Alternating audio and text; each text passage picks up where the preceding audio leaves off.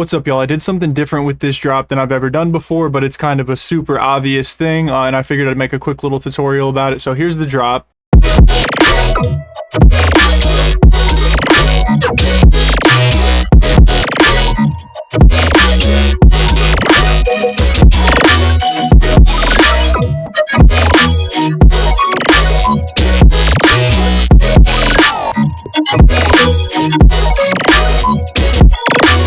And as you can see, I have these 5 different layers that make up the main synth here.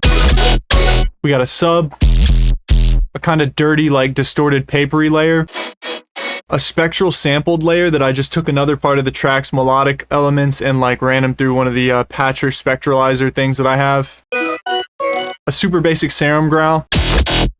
And I know that might not sound that basic, but literally the sound that went into making that, like the actual growl before post effects, is actually this bad. And then lastly, this ARP layer here.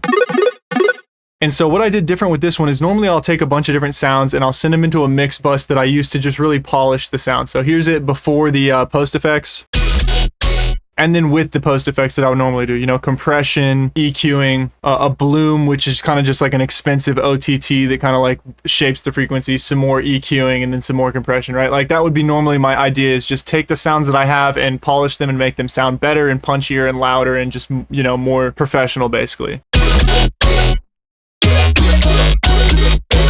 Now, what I did different with this one, and I can't believe I've never really tried this before, is using creative effects. So, you know, I usually use a bunch of creative effects in these little mixer slots. These have been rendered out, so you can't see that there's a bunch there, but the other ones, you know, they have a bunch of spectral gates and snap heaps and vocodexes and patchers and stuff like that. So what I did different with this one is added a frequency shifter into my bus here that I'm like modulating, and it just, you know, the idea being adding creative like sound changing effects instead of just polishing effects to your mix bus. You can actually get some decent sounds, especially if it's like pre-compression.